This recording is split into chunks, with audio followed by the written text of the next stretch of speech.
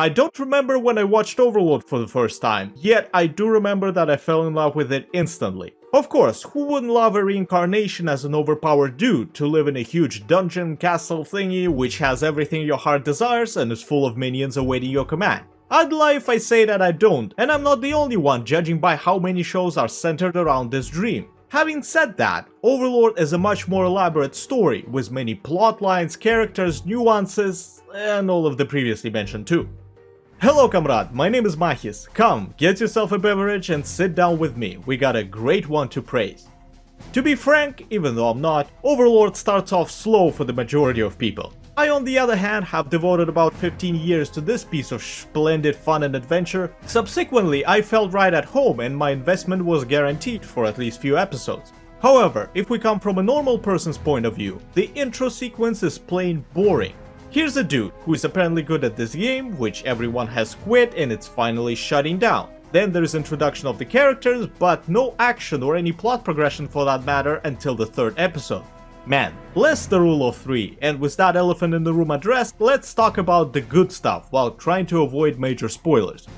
We are going to begin by addressing the most appealing part of the show, its massive cast. Seriously, we got a dozen characters in our squad alone, but then there are commoners, all kinds of messed up nobles, adventurers, both selfish and selfless, kings, emperors, sorcerers, small-time thugs, criminal syndicates, and all sorts of local villains. I'd give you a kiss and a hug if you recall at least half of their names by the end of the third season.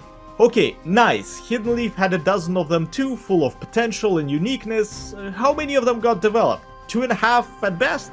Don't you worry about that. Even if a character is only present for a few episodes, I almost guarantee that you will feel some sort of emotional attachment to them. It doesn't have to be protect this little dude at all costs type thing, and before you ask, I live in Canada, everybody's a dude. Some characters will make you root for them, some will make you shake with frustration. It's all part of the experience, and usually the emotions that the author wanted you to feel are present. And I know that's not everybody's cup of tea, but prepare yourself for episodes, sometimes arcs, with minimal appearance of the main character. It's particularly true for the second season, and people got upset about that for some reason. They're wrong. If you want the MC to be the plug in every hole, go watch Kirito and his shenanigans. Still, Ainz-sama participates in all of the major events one way or another, so no need to be a dick about it. Because of how diverse the cast is, just watching them interact with each other is entertaining. Everybody's trying to pull the blanket to their side with little regard for anybody else. It wouldn't be too inappropriate to draw some parallels with the Game of Thrones. Yes, Overlord doesn't have the screen time nor the budget to pull that off, but the way the side characters are handled is very similar, including the disposal of them, so to speak. Secondly, such a great cast and the story in general requires an environment to thrive in, figuratively. This is where the author's experience with D&D comes into play. Apparently, his friends had no time for game sessions anymore, and that's why Maruyama decided to write a web novel, which may explain the premise of the series. Momonga's friends all stopped playing and left him alone. The world building in the series, especially in the light novel, is sublime. You see, in many shows, unless the main character is directly involved with something, the world feels static, like a background screen that is there solely to provide a general feel and aesthetic. Here on the other hand, the world is alive.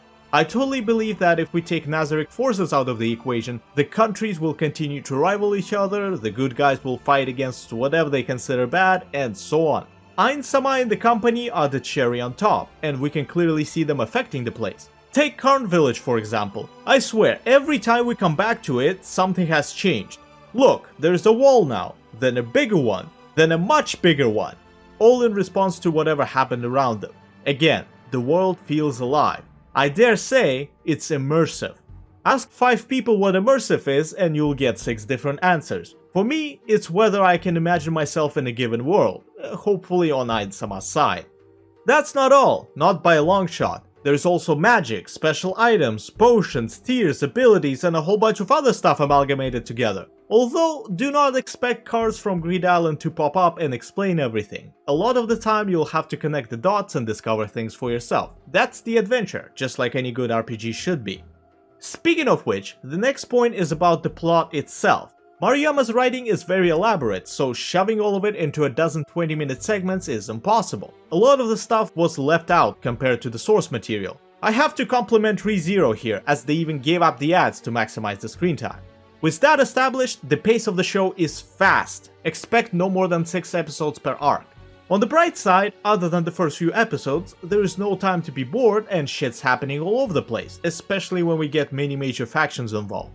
The main hook of the story is the fact that our Bone Daddy is actually an awkward shut-in salaryman who has to play the role of the supreme overlord of this great tomb. He's expected to be an all-knowing, all-planning, almighty being, despite the fact that he only has his vast knowledge of the game and being the guild leader going for him. The rest will have to be improvised. A lot. Because that was not enough apparently, he got himself another role, a mysterious sorcerer who saved the village. Then one more as a noble adventurer who is new to this land. He took RPG to a whole new level, and I haven't seen anything like that before. It's fucking brilliant! On top of that, we got logical consistency in the delivery. Actions of everybody make sense from their standpoint. It's important because we can clearly see how mistaken some people are, so yeah. Another thing is that there is no repetitiveness, no formula that the show follows. Alright, sure, you can generalize by something comes up, Nazarick brainstorms, takes action, boom, Sasuga Ainz-sama, a plot, and so on. The amount of creativity is actually substantial. Different parties with different ways of solving the puzzle, plus our squad's mischief sprinkled on top, make for a very colorful and tasty cocktail. We've covered the world building, but I also want to address the atmosphere of the show. It's weird in a good way. I can't put my finger on it, yet one moment there is doom and gloom, then it's lighthearted again. It feels like watching Slime, Berserk, and a bit of Code Geass simultaneously. Look at this! His skeletal ass is legit smiling and everything looks so happy, despite the fact that this is an undead who murdered people and monsters alike with no remorse whatsoever. This woman here looks like a lost puppy in front of Ainz-sama. Cute, isn't she? It's the same fucking person! Still cute though. The music in the show is also great. It's heroic when we are the good guys and full-on Bloodborne when the masks are off. The intros and outros are borderline unskippable. I personally have about 4 versions of Veracity on my playlist. However, if we are talking about the music, it's unfair to ignore the visuals. Here I can confidently point out what's what. You see, when it's 2D, shit's awesome. The environment is vivid, faces are expressive, and the battles look good. But, as soon as 3D shows its face, oh boy, it may only rival the newest Berserk in how ugly and poorly incorporated it is. Okay, when it's dark and a minimal amount of it is used, sure, I'm fine with it. Damn, can't say the same about this. It is arguably the worst aspect of the anime.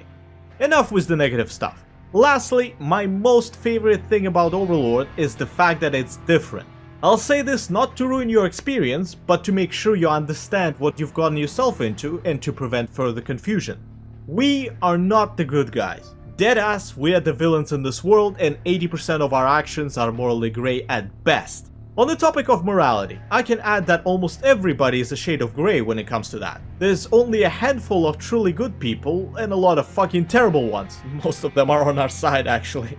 You can forget the drama and dilemma of whether we should kill the bad guys or send them to the authorities. This world is brutal and people here don't mess around. Also, plot armor and power of friendship, yeah, we don't do that here.